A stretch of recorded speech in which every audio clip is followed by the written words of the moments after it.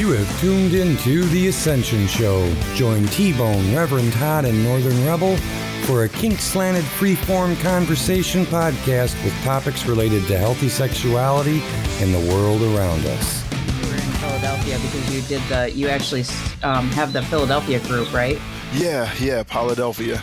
Philadelphia, by the way, is the best name I have ever heard. Oh yeah, without a doubt. Like, how big is your group? We're at about 1,400 members now. Wow. Yeah, it's I was in the Philadelphia Daily. My wife and I were in the Philadelphia Daily News back in like December, and we added something like 300 to 400 new members over the course of like a month or two.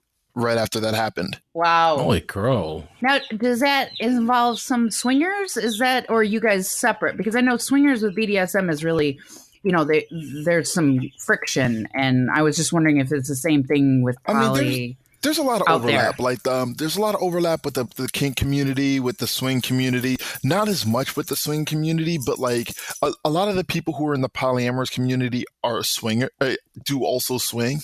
But a lot of the people who identify as swingers don't do poly and don't mix really with polyamorous people. Right. I've seen that happen. That's kind of fucked up. Yeah, I mean, I understand it, but it is. Really? Because I don't understand it at all. Yeah, I don't either. I mean, they're fine and dandy. You mention the word poly, and they just freak out because then they think you're going to take their spouse or something. Swinging is very compartmentalized. If you are identifying as a swinger, it's a really compartmentalized thing where we can do this thing when we go to this place, but then like we turn that off once we leave. And that's not really how polyamory works. Yeah. Right. It's always on. It's a connection. Exactly. Etc. Doesn't stop. But some swingers do that. I mean, some swingers have a group of individuals that they primarily fuck around with. We'll put it like that. Right. And that's really kind of a relationship. And I look at poly as everybody forms their own sort of whatever they want.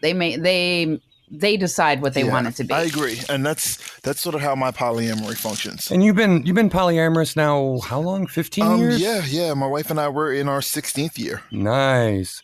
So whose idea was it to open up? It wasn't really either of our ideas. Like, we sort of stumbled into an unplanned threesome, and once we sort of found ourselves in non-monogamy, we just sort of decided to stay.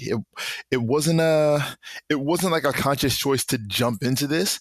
We just found ourselves there and said, you know what, like this ain't so bad. Oh, okay. It's actually exciting. Yeah. Adds a little spice, change of life. Works out good. Everybody's happy, and that's what counts. Did it work out great right from the beginning? It worked out well, and then we ran into like all of our beginner problems, like rookie mistakes. And then eventually we sort of found community, found more resources, learned more about what polyamory could be. And it's been running relatively smoothly since. Like, we've had our ups and downs, like, no doubt. Like, I've made a lot of mistakes. My wife's made a couple of mistakes, but they tend to be smaller on her account. But it's been pretty smooth since then. That's really, to me, that's surprising, because usually when I hear accidental threesome, it never turns out working out well. Like, oops, we had a threesome, but it always kind of has some impact, and people have to have some serious discussions to get it to turn out okay. Very true. So that's props to you guys. Yeah, no, you're not wrong. I'm well aware that I am the luckiest man on the planet. Well, and the concept of accidental threesome. Well, there's accidental butt sex, so yeah. I mean, how do you do that accidentally? I had made a joke about a threesome occurring. Like, my wife and I were off on a vacation with a friend. I had made a joke about like just something happening, and I didn't really specify what, and it ended up going exactly that way.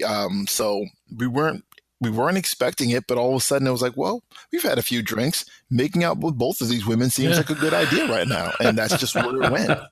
Alcohol. The lubricant. Our friend, alcohol. It helps. Yes, very much so. So then when did you become so involved with your blog and that Poly Role Models, which eventually led you to writing your book, Love is Not Colorblind? I mean, it was just something I talked about a lot. Like, being one of very few people of color in like my local community that was like sort of a regular attendee to events and things. It was just something I would start to discuss just, among friends, among partners, like, I'm going to this event. I hope the other black guy shows up, because it was like me and one other black guy also named Kevin. And, I would like look out the window and hope that other Kevin shows up, and once I started talking about it, one of my partners, said, like, you should be talking about this in educational spaces. So I started like submitting workshops to like a few sex ed and polyamory conferences, which was what that partner had already been doing. And once I started like focusing on discussing race, it was just sort of a niche that took off. Like, it seemed like a conversation that people were finally ready to have. The initial response was good, because sometimes people get a little weird and sensitive about it and go, "Oh, well, we're not racist." And then, immediately that's their first response or their first reaction. Like, we're not racist, And I addressed that sort of defensiveness immediately. I address it in my workshops. I address it in the books. And yeah, so like the reaction, like the immediate reaction was, this is a really strong workshop. And also the reaction was tears. Like, I've given this workshop a lot of times in a lot of places, and sometimes people leave really upset, like not upset with me, but upset that I said that blah, blah, blah behavior is harmful to people of color. And then they realize, oh shit, I've been doing that to people of color for years in polyamorous spaces and outside of polyamorous spaces. And then when they realize that something they've been doing has been harmful, it's not a fun feeling to feel that way. It's not great. They're hurt. Yeah. I mean, their intent. People, there's lots of people that basically they don't mean to hurt anyone. Yeah, so when you tell them they have, then it's sort of, they got to deal with that hurt that they themselves feel. Yeah, I think intent is separate from impact. And a lot of times people really feel like they're being like friendly and welcoming, and they'll say something that they think is complimentary when really ends up being like real low key racist. And then when they find out like that friendly thing that they've been saying, might have led to a night full of tears for that person they thought they were being cool with, nobody wants to hear that. Nobody wants to find out that that's sort of the part they played in somebody's life, in somebody's memories. And it just ends up being that way sometimes. It's hard, even when you deal with that in a sexist like work environment, when somebody gives you a compliment, that you're basically calling out the fact that I'm a woman at my job, and you don't want to say anything because it's uncomfortable. Exactly. And then everything changes. Like, their attitude changes. They're uncomfortable. You're uncomfortable. Yep. And it's like, why the fuck did I bother saying anything at all? Because now I've just changed the whole playing field. And so that people hesitate to say anything. And I myself would want to know, if I'm saying something that you find, racist or offensive in any way, tell me. And then let me make the decision whether or not I continue. And there ends up being, and like as a woman, like there's already this sort of narrative of bitches be crazy. So like sometimes it ends up being hard to have that conversation, because like it's hard to have that conversation, because instead of somebody listening and thinking, oh wow, I really hurt her feelings, they might just think, well, bitches be crazy, she's making something out of nothing again. And that plays out really strongly as well in terms of race, where even just recently, there was a problem in my local community that had some racial implications to it.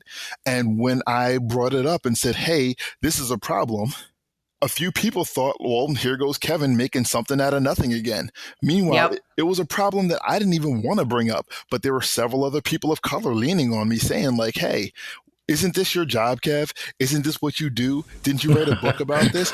Maybe you should be jumping in. You should be commenting on this, You should become the advocate for all black men. Yeah, and in this case, they were correct. But as soon as I did, people called it personal. People called it emotional. People called it, just me making something out of nothing. And it's a way to discount you. Exactly. And it's hard to have those conversations just for those same kind of reasons. Yeah, and you get it everywhere, not even just in dealing with race or sexism.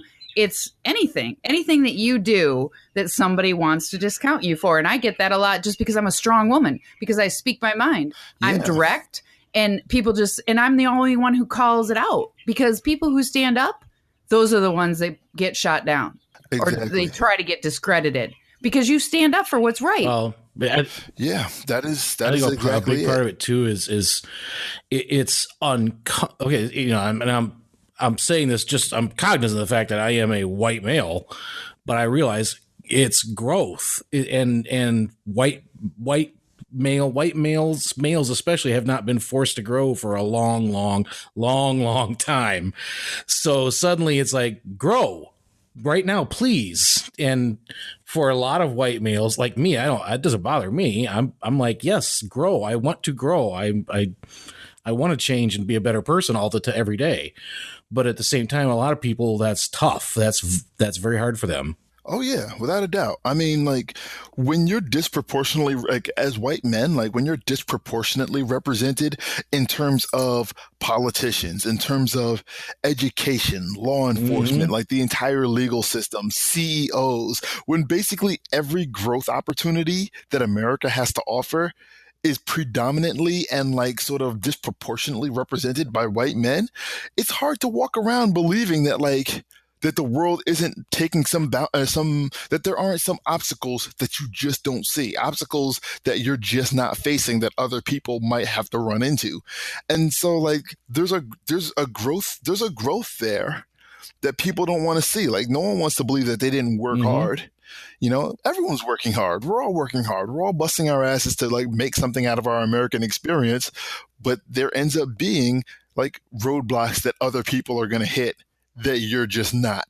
And hearing that makes people feel like their hard work is being invalidated when that's not even the case. Well, they're taking it personally instead of listening to it objectively. Right. It's being personalized for them individually. And that, I think, is where the biggest block comes from. Oh, yeah. Because I think we're kind of raised to be, we're the top dog on the mountain, or king of the mountain, or whatever. So no one likes to be knocked off of their pedestal. Yeah, that's exactly it. That is exactly it. It's always about power. Power is everything. Yeah. And like sort of recognizing where that power lies, like where you are in that sort of social hierarchy, understanding that like makes life easier for everybody. Where like I understand my oppression by way of race, but like I'm not oppressed by way of gender. I'm not oppressed by way of sexuality, by way of able body status. Like I'm tall and handsome, like that gives me a notch above people who have like that, who aren't tall and handsome, who have multiple levels of oppression going on. Yeah, and there are ways that I'm not oppressed, and that's something that I always have to recognize going into situations where if it's me and a trans person and they're being treated differently, I can't make excuses for why. If we're doing the same thing and they're treated differently, I can't make excuses for why they're being treated differently. I have to recognize their oppression, and I have to be part of the solution. Exactly it. Right, but it's actually being mindful. And so many people are so wrapped up in themselves, their lives, that they're not mindful. And I heard you speak, and you were talking about how, because of your own oppression with race, you recognize that in with women and the sexual oppression that we get. And I try to. I mean, like I work at it. Like I get it wrong frequently. I make mistakes all the time. But I'm trying. And if somebody says like, "Hey, Kev, you screwed this up here," all I can really do is apologize and try to do better the next time. That's really all anybody can do is just try and apologize, learn from it, and keep moving forward. But it's trying to be empathetic. It's trying to understand. And I never realized, you were talking about how you have to be so conscious of when you go into a store or putting a hoodie on, and I was like, wow, So that is so fucked up. All right, so like I actually got to this recording a little bit later than I expected, and this is like as being sort of a prime example. A friend of mine recently lost a partner. She is not doing so well right now. So another friend of mine said, "Kev, I'm out of town. Can you go pick up some medicine from my place and bring it to our friend who's not doing so well?" And I'm like, cool. I hop in my car, and as I'm thinking about it, I'm like, okay, so now I'm a black guy going to an unfamiliar neighborhood where I'm going to be dropping a baggie full of pills into this white woman's mailbox. Oh, yeah. Okay, all right. And like I'm sitting there laughing to keep from crying as I'm thinking about it, but like, does it stop me from doing what I said I was going to do? No, because my friend needed help. Absolutely. So I did what they needed. I did what was needed of me. Right. But that was something in the back of my head. It's like I had to keep my head on a swivel. I can't act like I can't walk up this block and look like I've never been to where I'm going. I have to look familiar and comfortable. I can't look sketchy, because if someone sees me looking sketchy, that might tip somebody off that something suspicious is happening, even if it isn't. So there's a lot of these sort of little things. Like this was what happened to me today.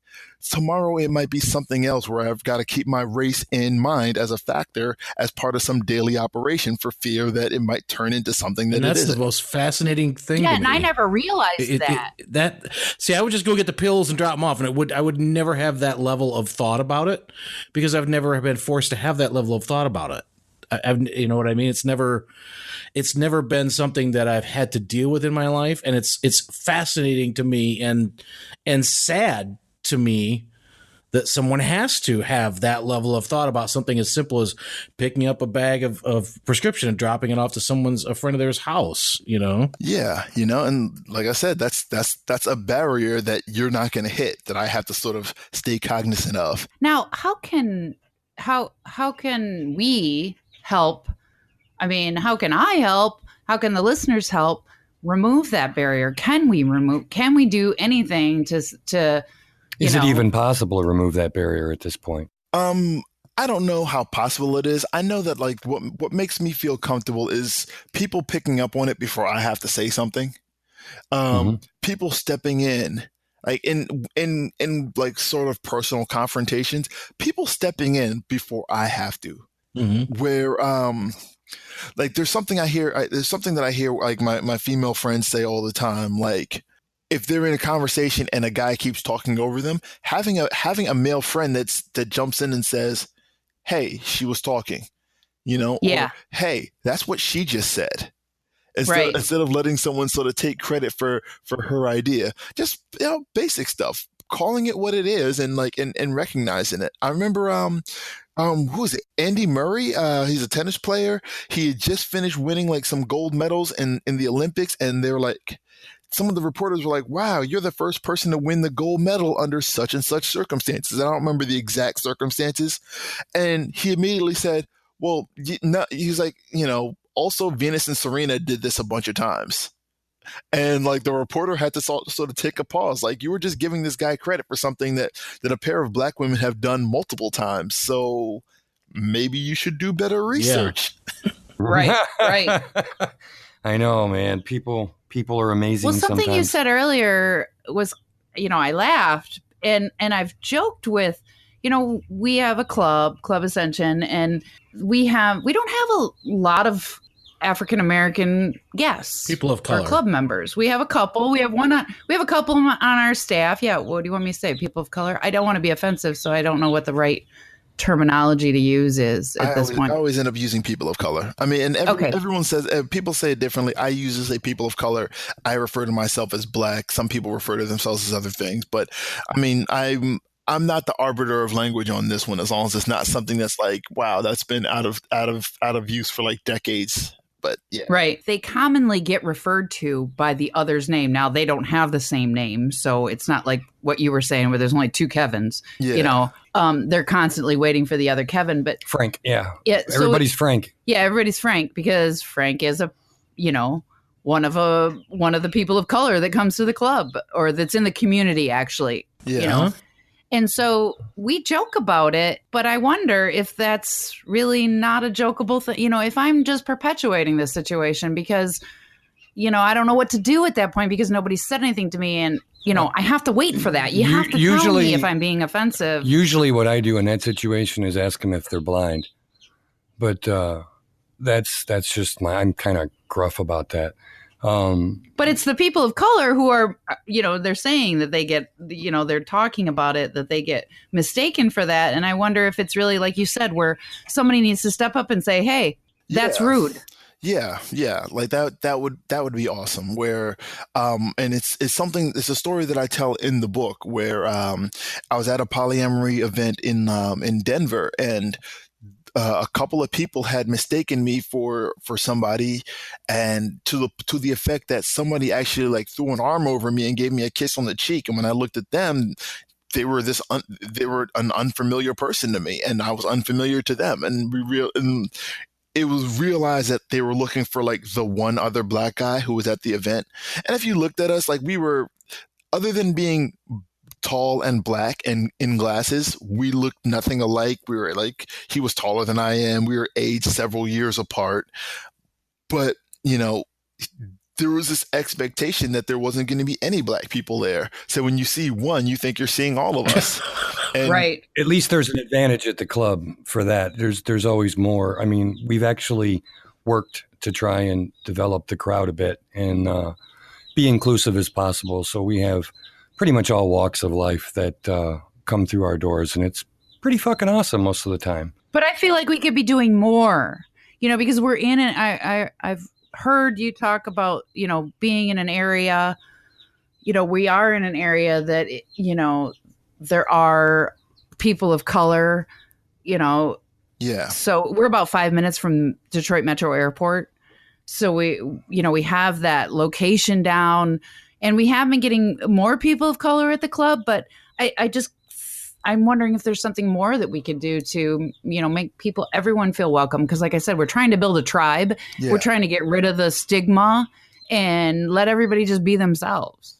I know one of the things that really made an impact here in our local community was that at some point we made it a point to have people of color as part of leadership. I ended up being that guy. We're actually in the middle of an election process now. So like, maybe by the time this goes live, I won't be that guy anymore. Which do you have like a board? Yeah. It's a board, and I've stepped down from it because I'm going to be all over the place, shopping around this book. But when my face became more visible as a part of leadership, there are people of color who said like, oh, wow, like, there is a difference here. They are trying to make an effort here. Like I said, when I was in the newspaper, we added hundreds of new members over the course of a couple of months, and about 2/3 of those new members were people of color. The idea that we added hundreds of black people to a polyamorous group over a course of a couple of months, that's amazing. That's pretty big. That's really big, actually. Yeah. And a lot of that just ended up being like me being visible and active and, and being willing to like talk to people and show, I was showing my face and talking to people.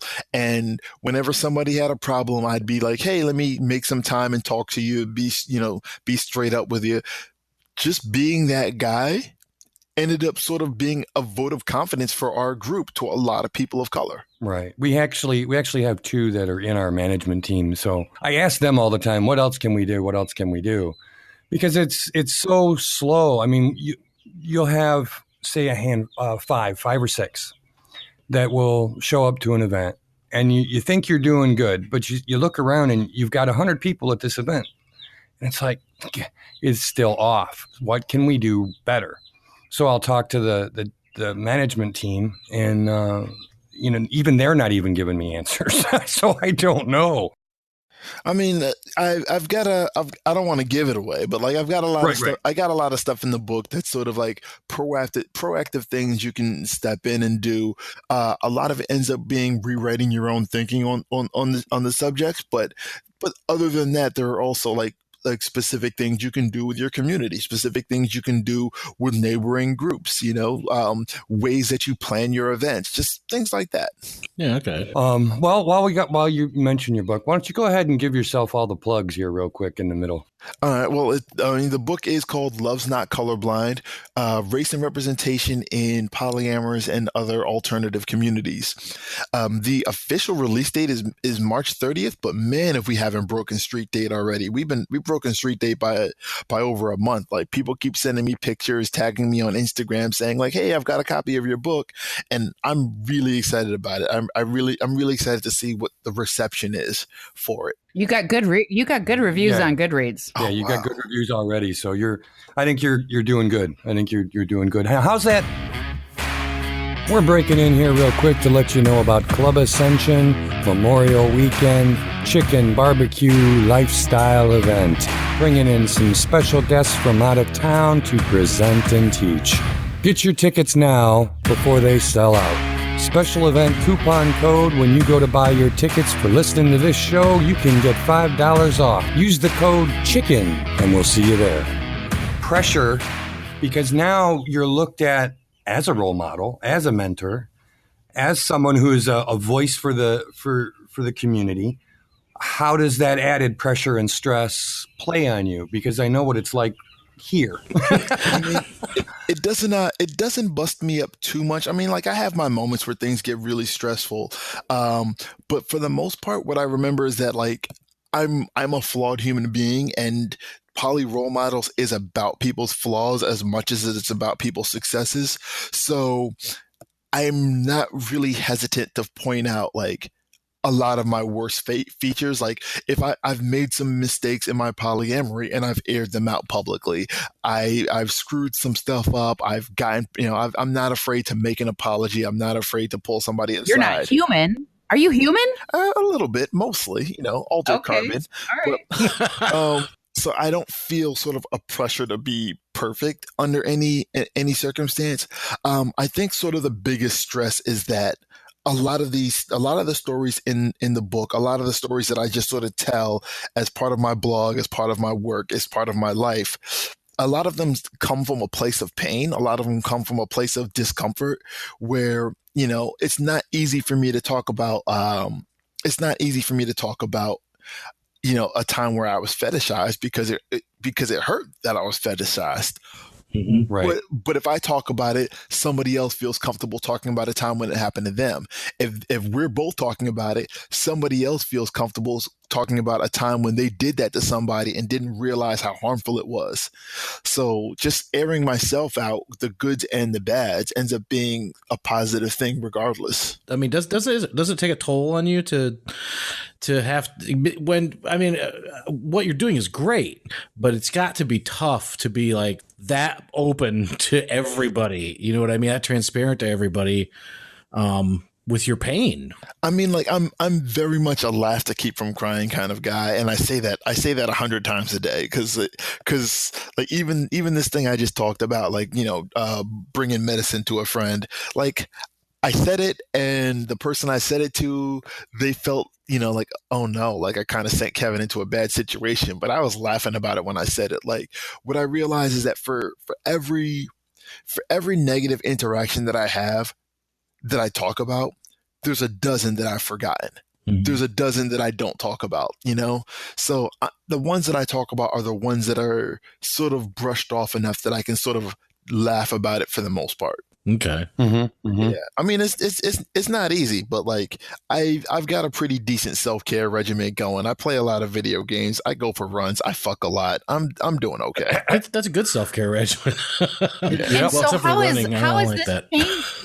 how has this changed you, Kevin? I mean, from where you were when you started to now, your personal growth? Honestly, I don't know. Like, I mean, I feel like I'm still doing the same things that I wanted to be doing. I'm just doing a lot more of them. But I don't know if it's realistically changed me. I guess I'd have to start asking my partners how much it has. I mean, I did a what's it called, a workshop recently about masculinity and polyamory, and at the end of it, the first time that I ran this workshop, my wife came over and hugged me, and she was just like, "You're such a different person than you were when we got together," and like I'm really glad that that our daughters get to experience this newer, different, better version of you. But like, a ship changes in increments. A ship changes direction by degrees. I don't feel different while I'm being different, if that makes any sense. Yeah. Yeah, but like when you look back, you know what I mean? That's what it sounds like you're very mindful and you've become this advocate, and, and even you've talked about being a forced ambassador. You're kind of like an ambassador now. Yeah. And I know it's made me quieter at events. Like, I go to events and like I'll play the background a lot more than I used to, just because like I don't want to take up a lot of space. I don't want to be the person taking up the most amount of space. So there's that, because I know how I am. I'm a big loud voice and a big personality. I can open up a room if I want to, or I can just hang in the back and like enjoy people's company. Well, yeah, you learned something doing that. Yeah, definitely. When I first started like speaking and first started like, making appearances in places, I remember specifically saying, I don't want to be Nirvana. I want to be that nobody band that people respect, but nobody's really heard of. I want to be that band that inspired Nirvana, but not Nirvana. Right. And what ended up happening. You want to be the Melvins? Like the Pixies or somebody, Yeah. Yeah, they've been going forever. Yeah, but what ended up happening was that I found a niche that people that not a lot of people were really talking about. And when I did, I ended up becoming Nirvana. So now in the spaces where I don't have to be on, and like in the spaces where I don't have to be on, in the spaces like if I'm going to a meetup that I'm not running, I'm really quiet. I'm really chill. I might say a couple of things. I might have, I might jump in a little bit, but if I don't have to be on, if I don't have to be the name in the room, I'm really background. Have you been recognized in public yet? Once. It was like outside of a polyamory conference, so it's not like I was just walking the streets or anything. But it actually ended up being like the most humbling moment where I was leaving a polyamory conference. I'm walking out to the car. I'm carrying my wife's suitcases and my girlfriend's suitcases out to the car, and somebody's like, "Oh wow, you're that guy from Poly Role Models," and it was like, okay, like this could be a rock star moment, but I'm carrying the bags here. I'm carrying the bags out to the car, and it ended up being like a humbling experience that I've sort of carried with me like this whole time. Like, yeah, I've been on a bunch of podcasts, and yeah, I've got a book out, but like I'm still carrying my wife's bags out to the car. I'm still bringing my kids to school every day. Yeah, right. Still the gentleman. After making this medicine run, I still stopped at Boscov's to pick up Clinique for my wife. So there's no. Damn, see, I knew there's a good reason to be poly. Yeah, so it's there's no rock star here. It's just, and remembering that is really useful. I'm actually going to be ramping it down a bunch by the end of this year. Like I'm going to be all over the country. This like April and May, I'm going to be in like Pacific Northwest. I'm going to be in Tucson for Southwest Love Fest, Dallas for Poly Dallas Millennium, Atlanta Poly Weekend, up and down the East Coast. And by my birthday in August, I plan on doing nothing at all. When in August? August 24th. I'm August 1st. Oh, okay. I've got a cousin that's August 1st. So you have kids, don't you, Kevin? I do have kids. Are they younger? Yeah, they are ages 5 and 7, a pair of daughters. Oh, nice. You got some. Yeah, I got 4 kids. You got trouble. Daughters? Oh, yeah. No, I have one daughter. Don't listen to her. They turn out fine. They're easy. Yeah. You only have one, Todd. Well, yeah, but that you're still playing Pretty Princess several times a week. That's true. I only had the one boy, and he's all grown up, and in the Army there in White Sands, serving out the rest of his term. Yeah. Got married out there, and will be flying back with his wife come, 2021, I think. Do you explain to do your kids know about your poly? Yeah.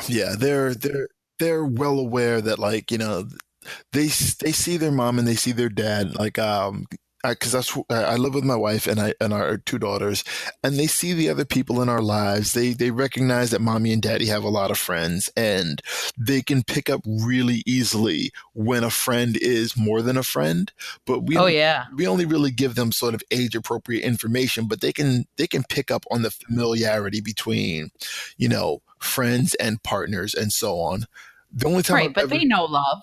If they know love and they see love, they don't care. No, they really don't. They don't care at all. It's just more presents for me at Christmas time, man. Exactly. Like, I'll bring a partner home and they'll be like, "Oh wow, another adult. Let me grab your finger, pull you upstairs, and show you this stage I set up, and now you're watching your show." Yep. Is somebody else to entertain me or to me to entertain? Yeah, exactly. So, like, I've only really had to explain polyamory to my daughters once, and really I only had to explain it to my older daughter because she asked me about some of my work. Like, my work had gotten a little bit of recognition, and I was so excited that I showed it to her. And when she was like, "Well, why does anyone care about what you're doing?" And I was just like, "Well, you see how you've got a little sister, and we love you and we love her." She's like, "Yeah, well, I love your mom and I love my girlfriend, and that didn't change when it doesn't change because there's two of them." And once she was like, "Oh, okay, cool. I love my family." Picked up her toys, went to play. No big deal. It was like, it could have been like a 5-hour conversation, but instead it was about a 45-second conversation that ended with her going to play because she does not give a fuck. Right. Yeah, kids give zero fucks about adult shit. No, Kids are that way too. When you explain homosexuality to them or trans, they respond the same way. Well, they want to know how it relates to them. Here's the thing: is most of what we learn comes from our parents. So, if our parents are prejudiced or against transgender or the gay lifestyles, that's going to get passed on and imprinted onto the children. Oh yeah. So by raising the children like you are, that they understand that poly, and now they understand that, hey, more presents at Christmas, and love triumphs everything else. That's making the steps towards a better world. It's a slow way. It's a slow route. Yeah. But eventually those kids are the ones that are going to run the world. Let's hope. I mean, it was really easy for me to, like, I always hear that same stupid question. How am I supposed to explain homosexuality to my kids? I explained homosexuality to my older daughter in no time flat, where, I'm sitting in my basement, flipping through channels. I'm looking for something to watch, and my daughter's with me. She's maybe 3 or 4. No, she was like 3. And I just want to find something on TV that doesn't have like a lot of violence in it. And I find Talladega Nights, that Will Ferrell movie, that NASCAR movie. Mm-hmm. Yeah. And my God. And so I'm watching it, and my daughter's playing with her toys, and you get to the part at the very end, spoilers for this 20-year-old movie, and where Will Ferrell ends up making out with Sacha Baron Cohen at the very end of the race. And my daughter looked at it and she said, "Daddy, why are those two boys kissing?" And in my head, like, I'm running through like the entirety of human sexuality and trying to find a way to break it down to a 3-year-old. Right. And eventually I just sort of blurted out, "They must really like each other." And she's like, "Oh, okay." And then she goes back to playing with her toys. Yeah, pretty much. Right. But and they're the sneaky little bastards, because, you'll be doing all that and they'll be playing with toys and you think they're playing with their toys. Oh no, they're soaking that shit up like a sponge. Oh yeah. And they're soaking up our reactions. Kids are blank slates. It's not till we put our bullshit agendas on them do they turn into what they turn into. Yes. It's kind of funny because I do remember, when my daughter was young, Will and Grace was popular. Oh yeah. So that kind of made it, easy for me to explain homosexuality, because it was like, how like dad likes women. Yeah, you know how like a lot of shows you have girls like boys and boys like girls. Well, some boys like boys more than like, and some girls like girls like that. And she's like, oh, okay. Well, it is much more acceptable. Along and didn't care about it. It's much more acceptable than it was when I was in school. You know, I mean, there's homosexuality anyway. It's much more acceptable than it, at least that I've heard, because my kids tell me, you know, that it's okay. Well, yeah, there's a gay boy in high school, or there's a couple or whatever, and I'm just like, oh, okay. That shit would not have happened when I was in school. And it was something that I picked up on when I started sending my older daughter to school, where and it's something I say all the time, where like when I was in school as like a black kid with black parents, I was the diversity of that school. And now all these years later, I'm sending my kid to school, and her being a black kid with black parents, it doesn't even rate. It's not on the scale at all. Where now, like, she's got so many classmates with same-sex parents, so many classmates who are like with foreign-born parents, adopted mixed-race parents, and so on. That her being, you know, her having, you know, more than two parental figures in her life, it doesn't matter. It doesn't rate on the scale. Where there was a point where she came home one day and she was like, you know, this little girl has two dads and that little boy has two moms. I want two moms and two dads. We working on it for you, little homie. Right. Just calm down. It'll happen. We're getting there. Yeah. That's great though. I mean, that I hear that, because you still hear the prejudice, you still hear the racist stuff, you know, unfortunately, but it's good to know that we're moving towards something better. Tell me about it. I went to school, there was nothing but white Protestants. Ugh. Yeah. White heterosexual Protestants. Yeah, that's a lot of us end up having those experiences where we go to a place and like, oh wow, I'm the one black person here. Again, for the fifth time this week, I am the one black person. Yeah, I can't even imagine, you know, how that must feel. When you were growing up, Kevin, where did you grow up? I mean, I apologize if this has been asked, but I am a Jersey boy of North Jersey. I grew up about 20 minutes outside of New York City. Oh, okay. Yeah, so like the town that I grew up was pretty diverse. The police force in that town was not. So while like I had a lot of friends of a lot of different races, I also had experiences with the local police force that my white friends could not replicate. You know, like just like, hey, I'm walking my bike from one video game arcade to another, and now like I'm getting jammed up by cops. Like I'm sitting on a park bench reading a comic book, and now I'm getting jammed up by cops. Just I've got a lot of those sort of experiences in my background, which is about as fun as it sounds. It's amazing that you've turned out as balanced and as much of a role model as you have, given the what sounds like horrible experiences in your childhood. I've told these stories enough that I can laugh them off, and they're the kind of thing that like it comes up and it's hurtful when I hear about it happening to other people more than when I think about when it's happened to myself. Mm-hmm. The power of a story. Yeah, absolutely that. It does point out though that I think what I think a lot of white people don't understand is when we talk about, or when something comes up like this, no one's accusing that person specifically of being a racist. What we're saying is there's a problem with the system. Yeah. There's a problem with the entire structure that we're trying to address and at least be aware of. And maybe the first step is everybody admitting there's a problem with the system. Yeah. That's how you start fixing it, is everybody recognizing there's a problem and admitting it. And not just that. There's too many people that don't. Also, like there's a problem with the system, but also recognize who's benefiting from those problems in the system as well. Exactly. Yeah, exactly it. Well, the ones benefiting are the ones usually that don't want to admit there's a problem with the system. Exactly. That's kind of the problem, you know? Well, the system's been broke forever. I mean, it's been broke literally forever. all the way back to, when they're redlining districts. God, yes. I talk a lot about that. Yeah, back, all the way back to the redlining.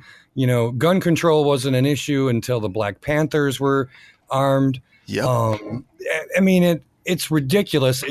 Everything revolves around fear reaction from white people trying to maintain power is really what it kind of boils down to. White supremacy is a powerful drug. It's the one that America loves the most.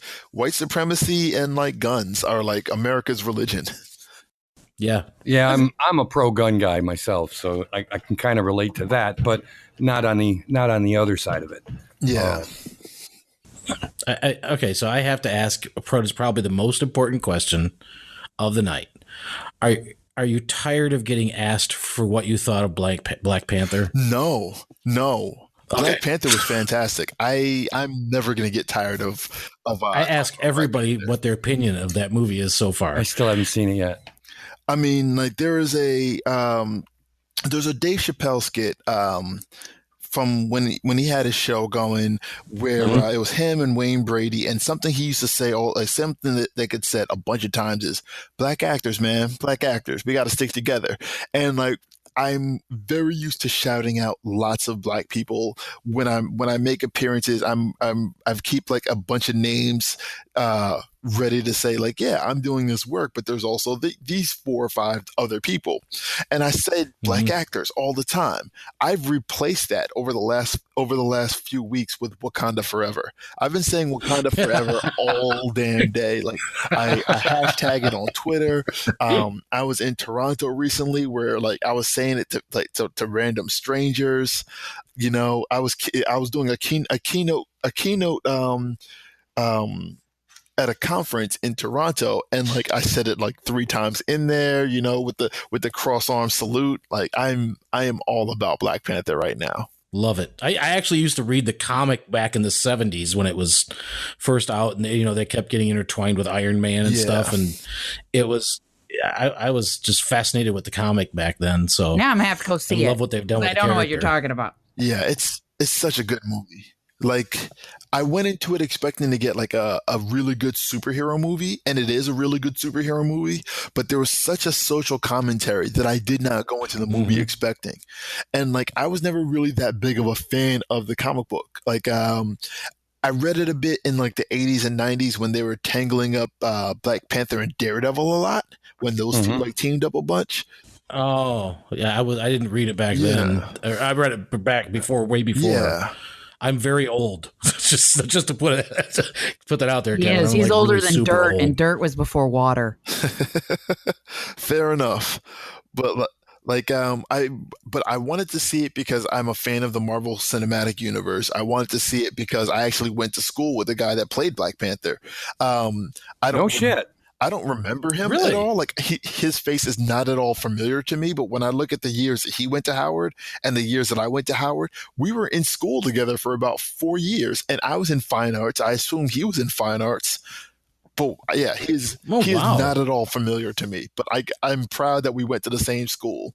You got to look him up in your yearbook and see. They never. Yeah. Sometimes they don't look the same. Yeah. Sometimes I've gone to 20-year reunions and been like, "Who the fuck is that?"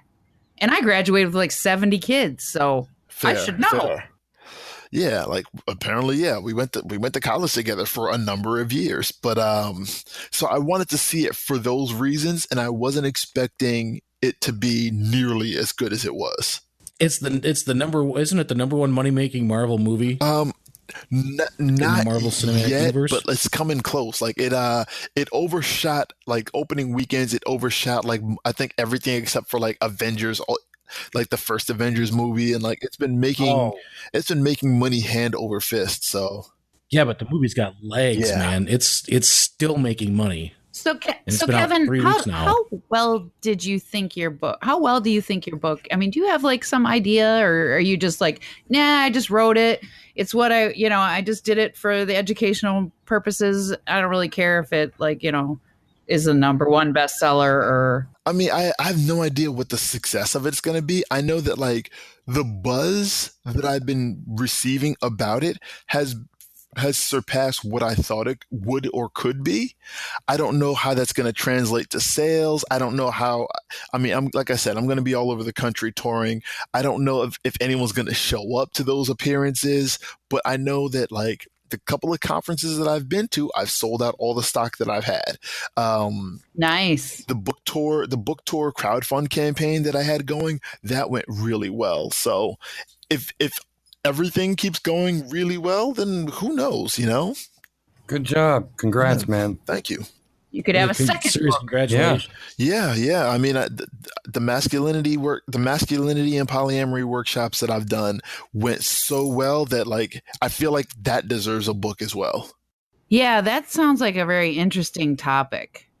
Because I'm always saying that, you know, guys have a more difficult time, and I am stereotyping, having polyamorous relationships because The one penis policy and such. Yeah, we talk a lot about that kind of thing too. We talk about like just sort of the one penis policy, like historical viewpoints on ownership of partners, and just sort of what sort of goes into like a lot of the monogamous thinking that we carry into our relationships, a lot of the toxic masculinity that we carry into our relationships, and just sort of how it plays out, you know. Yeah, and I was just we've done some polyamory shows, and I was like, wow, you know, yeah, it's like society just so focuses entirely on monogamy. I mean, it's like everywhere. Yeah, it does. It is the dominant paradigm thinking wise in America. Yeah, and it's how it's modeled to us in all of our pop culture. But like, I've been at this for 16 years. Like, it's gotten to a point where like relationship triangles, like romance triangles, love triangles in like movies and stuff, they don't even make sense to me anymore. They all just look like they read as plot holes to me now. Right. Yeah, because you've opened yourself up to, you know, and I heard a podcast or some, I don't know, it was TED Talks about, and this person was talking about a story about how instead of thinking of everything as good or bad, just leave yourself open to be curious, you know, because something might turn out what we typically would call bad, but in the end, it was actually good. You know, the whole one door opens, another one closes kind of thing. Or one door closes, another one opens. That's fair. And that's so an analogy, Tony. I know that, Todd. That's 2 times in a row now. But it was a short analogy. It wasn't drawn the fuck out like you do them.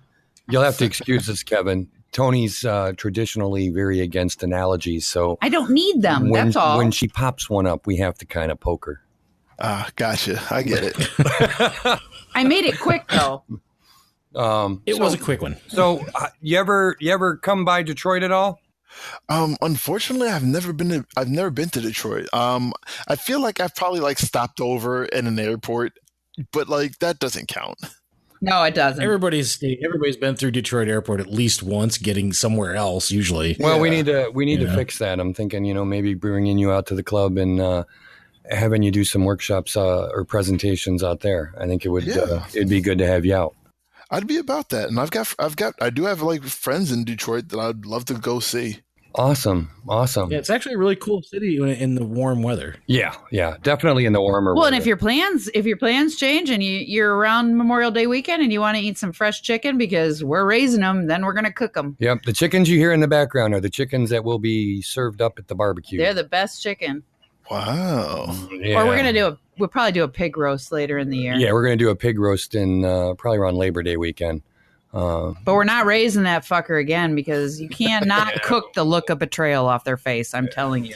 I was gonna say, you named it. Did you name it? You're never supposed to name it. That's the only thing I know about. No, it didn't bother me. I could have taken him to the slaughterhouse and I'd been fine. But it was actually killing him. Yeah, that was hard. I'll never do it again. It was the look of betrayal. I'll go to a farm and have one already pre-prepped and just go pick him up, stick him in the brine, and slow cook him on the Carolina style cooker, and do it that way. I will never raise and slaughter another pig. I can't do that again. I'm not a hunter. Fair enough. But it's good. It was good. Yeah. Hammy was delicious. Just saying.